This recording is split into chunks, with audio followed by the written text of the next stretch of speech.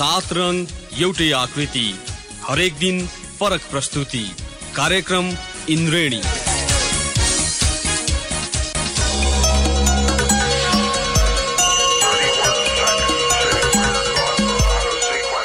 नमस्कार श्रोता, रेडियो कान्तिपुरको नियमित प्रस्तुति इन्द्रेणीमा यहाँलाई स्वागत छ।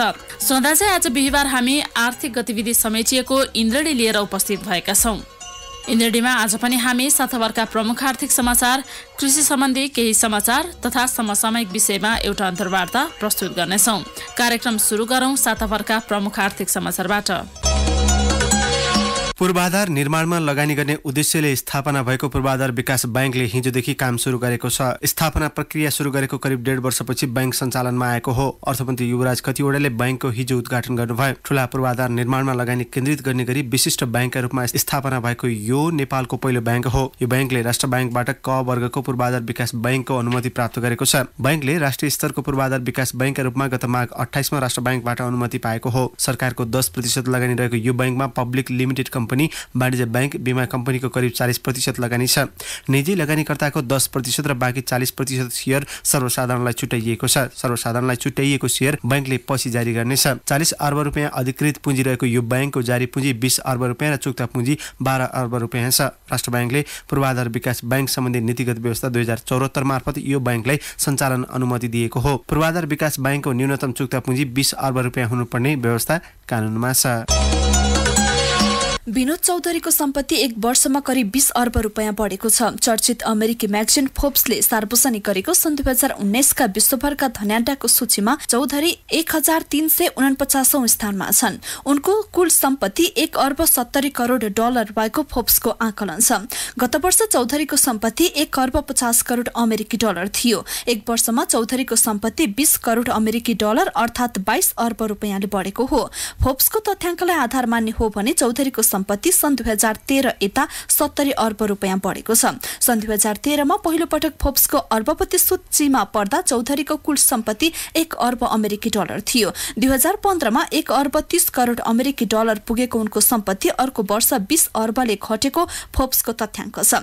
त्यसयता चौधरीको सम्पत्ति प्रतिवर्ष 22 अर्ब रुपियाँका दरले बढ्दो छ। 63 वर्षीय चौधरी सीजी कर्प ग्लोबल र चौधरी ग्रुप नेपालका मालिक हुन्।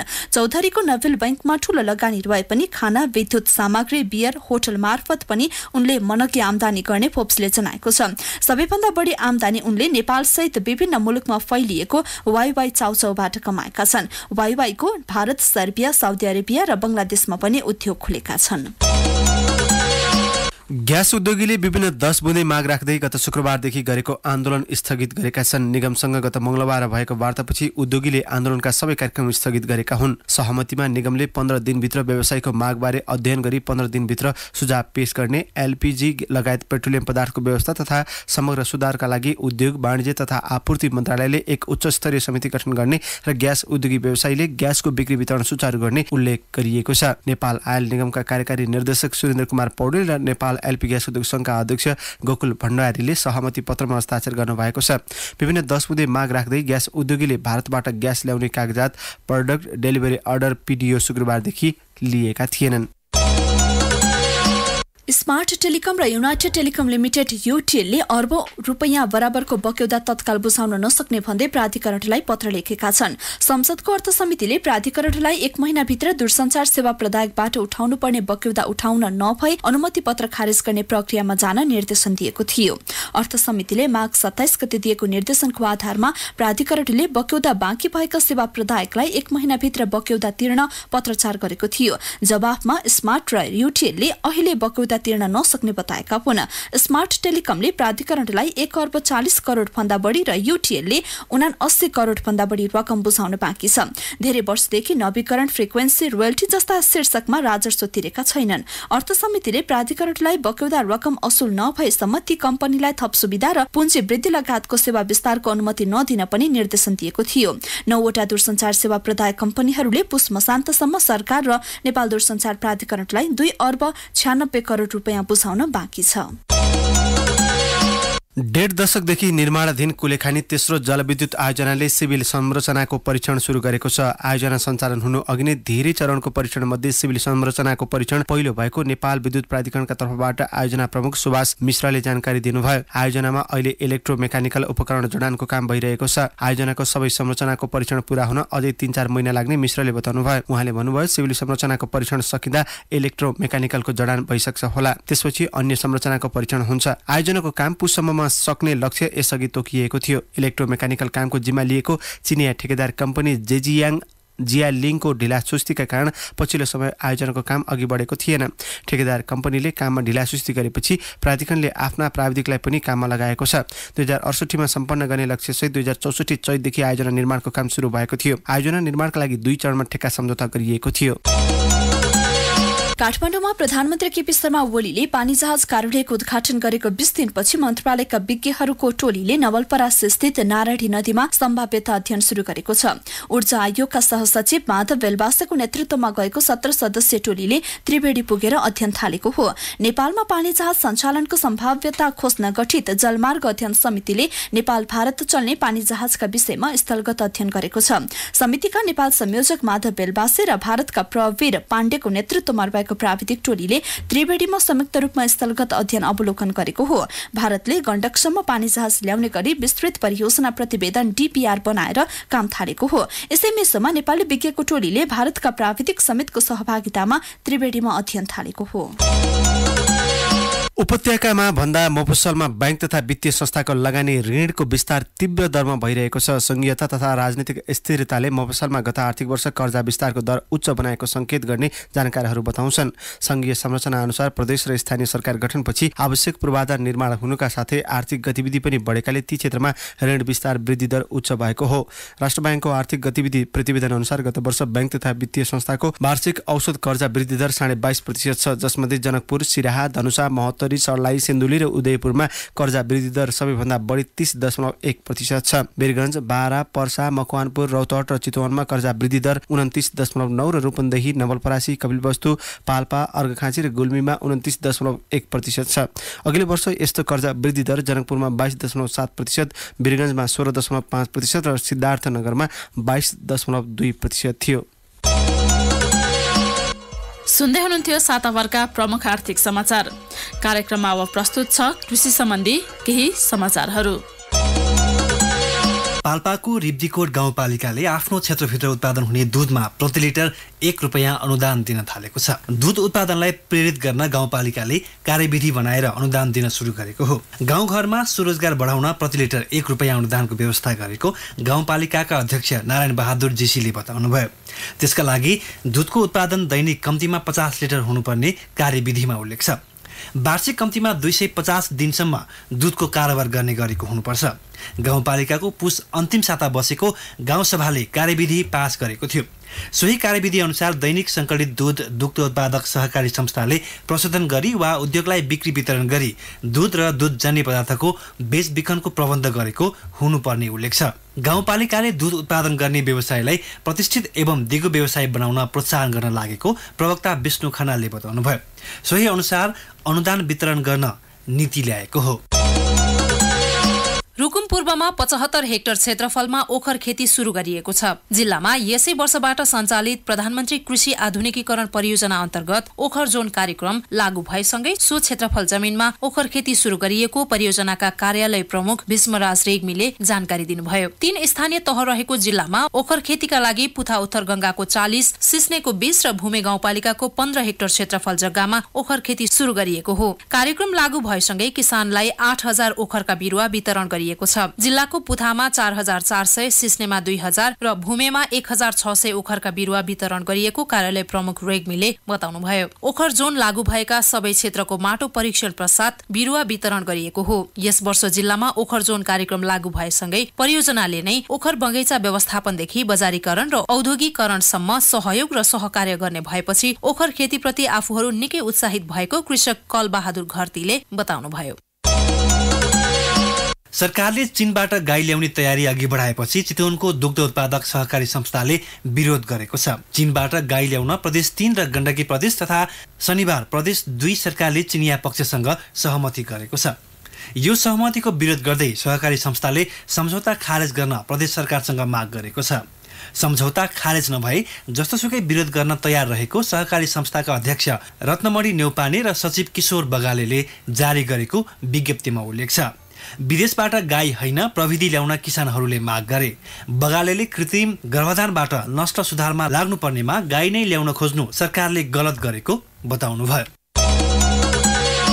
यो पटक हिउँदमा पर्याप्त वर्षा भएकाले अघिल्ला वर्षभन्दा छिटो चिया टिपाई हुने निश्चित छ। हिउँदभर काटछाट र सरसफाईमा रहेका कृषक कार्तिकसम्म चिया टिप्न र कारखानासम्म पुर्याउन व्यस्त रहन्छन्। घरको आर्थिक गर्जो टार्ने विकल्प चियाको चटारोमा रुमलिने कृषकको मुहारमा खुसी भन्ने छैन। चियाको राजधानी भनेर चिनिने इलामका कृषक भने उत्पादन अनुसारको मूल्य नपाउने सहित समस्याका चाङ सुनाउनमा पनि उत्तिकै समय खर्च गरिरहेका छन्। कृषिसँग सरोकार राख्ने कोही जिल्ला भित्रिए उनीहरूले समस्या सुनाउन थालिहाल्छन्। उत्पादनले राम्रो मूल्य नपाउने, कर्जा नपाइने जस्ता समस्याले बगान सञ्चालनमा नै कठिनाई हुने गरेको कृषकहरूको गुनासो छ। उनीहरूले भारतले CFL परीक्षणका नाममा थप झन्झट दिएको समस्या समेत पोख्ने गरेका छन्। वर्षभरि चियाबारीमा नै सिंगो परिवार रुमलिँदा पनि खान लाउन नै धौधौ भएको कृषकहरूको भनाइ छ। ठूला चिया कारखानाले हरियो चियापत्तीको उचित मूल्य नदिएको भन्दै कृषक स्तरबाट साना र मझौला चिया कारखाना खुल्ने क्रम पनि बढ्दो छ। धेरै यस्ता चिया कारखानाको पहुँच ठूलो बजारमा नभएका कारण स्थानीय बजारमा नै चित्त बुझाउनु पर्ने बाध्यता छ। पर्वतमा नेपालमा मात्र पाइने फलका रूपमा विश्वभर परिचित लप्सीको उत्पादन र प्रशोधन बढ्दै गएको छ। फलेबास 4 मुडीकुवा स्थित सामुदायिक खाद्य प्रशोधन उद्योगले अघिल्ला वर्षहरूको तुलनामा झण्डै दोब्बर लप्सी प्रशोधन गरेर विभिन्न परिकारहरू उत्पादन गरेको हो। विगत वर्षहरूमा 30-40 टन लप्सी प्रशोधन गरेको उद्योगले यो वर्ष 60 टन लप्सी प्रशोधन गरेको छ। उद्योग सञ्चालक थानेश्वर भूषालले 130 टन लप्सी आफूले खरिद गरेकोमा गत पुस यता 60 टन प्रशोधन भइरहेको र बाँकी 70 टन भण्डारण गरी राखिएको जानकारी दिनुभयो। अघिल्लो वर्षबाट उत्पादन विदेशमा समेत माग भएपछि अहिले लप्सीका परिकार बढाएको उहाँले बताउनुभयो। उद्योगले पर्वतका साथै बागलुङबाट पनि लप्सी सङ्कलन गर्दै आएको छ। नेपालका विभिन्न शहर र विदेशसम्म पनि पर्वतको लप्सीका परिकार निर्यात हुने गरेको छ। उद्योगमा लप्सीबाट माडा, अचार, क्यान्डी, लप्सी धुलो, पिरो, क्यान्डी लगायतका परिकार उत्पादन हुन्छ। सरकारले कृषिजन्य उत्पादन बढाउने लक्ष्य राखे पनि त्यसका लागि पर्याप्त मल वितरण गर्न भने सकेको छैन। कृषि तथा पशुपक्षी विकास मन्त्रालयका अनुसार कृषिको अत्यधिक उत्पादनका लागि वार्षिक 7 लाख टन रासायनिक मल चाहिन्छ। 4 देखि 5 लाख टन वितरण गर्न सके अभाव हुँदैन। मन्त्रालयले उपलब्ध गराएको 5 वर्षको तथ्याङ्क हेर्दा कुनै पनि वर्ष 4 लाख टन पनि वितरण भएको छैन। वार्षिक 4 देखि 5 लाख टन वितरण गर्न सके छिटफुट बाहेक अभाव नहुने मन्त्रालयका प्रवक्ता तेज बहादुर सुवेदी बताउनुहुन्छ।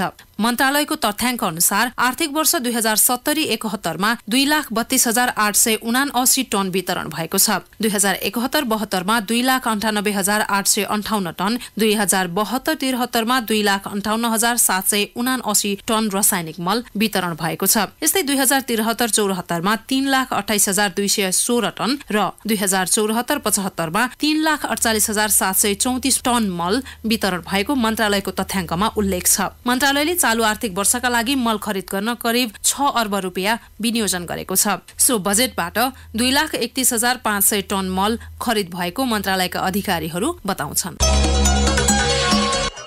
सातावर्का प्रमुख आर्थिक समाचार तथा कृषि सम्बन्धी केही समाचारपछि कार्यक्रममा अब पालो भएको छ ब्रेकको। ब्रेकपछि हामी अर्थ मन्त्रालयले हालै सार्वजनिक गरेको समीक्षा प्रतिवेदनमा आधारित रहेर अर्थविद एवं प्राध्यापक डाक्टर शिवराज अधिकारीसँग गरिएको कुराकानी लिएर उपस्थित हुनेछौँ।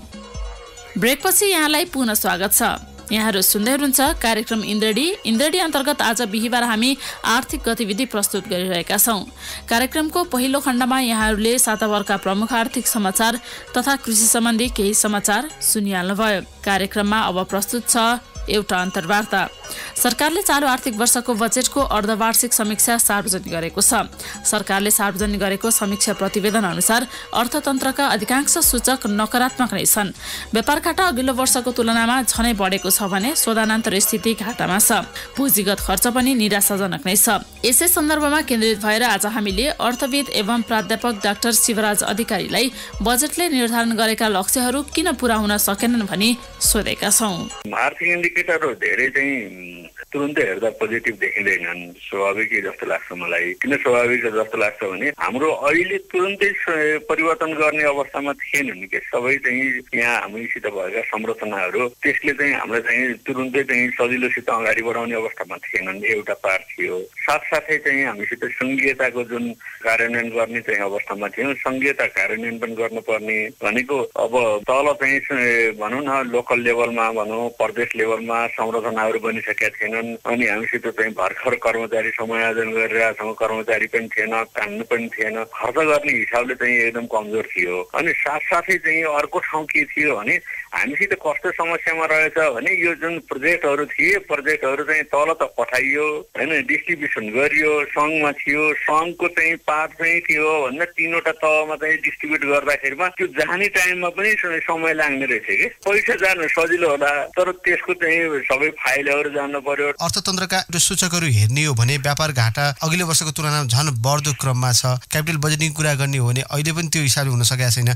जुन अपेक्षा थियो आम मानिसमा त्यो किसिमको चाहिँ सुधार चाहिँ किन देखिन सकेन? दुईटा कुरा थियो होइन, एकैचोटि झ्याप्पै चाहिँ करेक्सन हुने अवस्थामा थिएनन् कुनै। तर परम्परागत ढाँचामै गयो नि मुलुकको अर्थतन्त्र त फेरि पनि यस्तो हो। यु टर्न गर्ने अवस्था त अलिकता टाइम त लाग्थ्यो होला। मलाई लाग्छ अब नेक्स्ट इयरदेखि यु टर्नमा जान्छ कि जस्तो लाग्छ। मेरो अनुमान हो होइन। मेरो अनुमान के आधारमा अनुमान गर्न सक्छु भन्दा अहिले चाहिँ संघीयता कार्यान्वयन गर्ने कुरामा चाहिँ अलिकता चाहिँ अगाडि बढ्यो। कर्मचारी समायोजनको कुराहरू बढ्यो। त्यसपछि चाहिँ अहिले चाहिँ फेरि चाहिँ अहिले ऐन कानुनहरू पनि संसदमा जाँदैछ।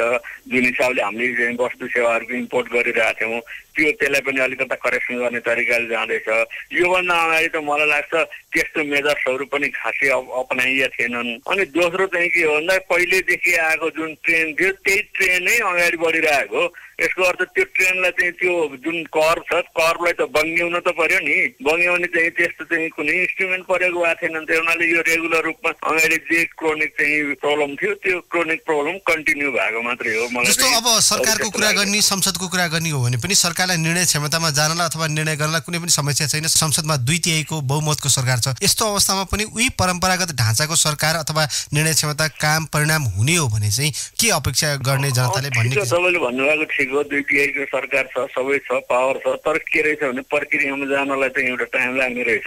र साथसाथै 2/3 चाहिँ राजनीतिक रूपमा भएका हुन् कि राजनीतिक रूपमा, तर आर्थिक रूपमा 2/3 रिसोर्स त बढेन नि त। दीर्घकालीन लक्ष्यको कुरा गरिरहेछौँ हामी। 1 वर्षभित्रमा बजेटले जुन म्यान्डेटरी लियो, जुन दिशानिर्देश लियो त्यो चाहिँ किन पुरा हुन सकेन? 1 वर्षभित्र जुन रणनीति यो त थाहा थियो सरकारलाई पनि यो हुँदैछ भन्ने कुरा, यी अवरोधहरू पनि थाहा थियो। यी हुँदै पनि किन कि बढी लक्ष्य निर्धारण गरियो अथवा के भयो? अब हुनसक्छ सरकार चाहिँ अलिकति महत्त्वाकांक्षी भएको पनि हुनसक्छ। सरकारलाई थाहै थिएन भन्न त मिल्दैन हामीले। तर म अहिले त्यहाँभित्र भनौँ न अलिकता चाहिँ सिचुएसनहरूको अलिकता एनालाइसिस हामीले रिसर्च गर्ने भएको हुनाले अलिकता हेर्दा कस्तो देखियो भने अलिक गाह्रो रहेछ। गाह्रो यो मानेमा रहेछ कि तपाईँले भने जस्तो फेरि सरकारलाई के गाह्रो, यत्रो चाहिँ बहुमत छ, सबै छ, म्यान्डेट छ, सब छ, चाहेको भए त हुने हो भन्ने कुरामा चाहिँ म चाहिँ तपाईँसित एग्री छु। तर साथसाथै मेकानिजम चाहिँ अलिक गाह्रो रहेछ कि हाम्रो। मेकानिजम कस्तो गाह्रो भयो भने मलाई लाग्छ यो वर्षलाई चाहिँ अलिअलि छुट छ सरकारलाई पनि। संहिताको अघिल्लो वर्ष भयो, सुरुको वर्ष भयो, धेरै कुराहरू जानिएको पनि भएन।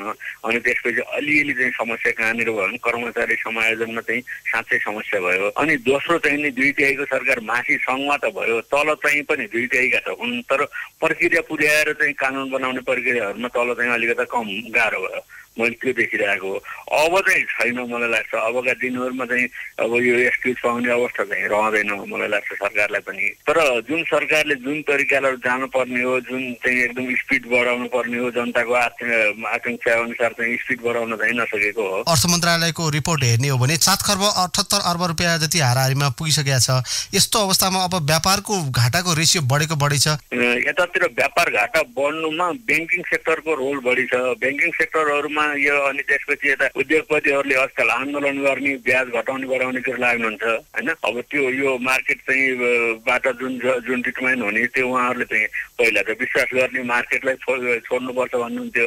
आजकल जुलुस जान लाग्नु भएको छ। त्यो हुनाले यो फरक यो चाहिँ स्ट्राटेजीले के गर्छ भन्दा इम्पोर्टलाई बढाउने काम मात्रै भइरहेछ उहाँहरूको एक्टिभिटीले।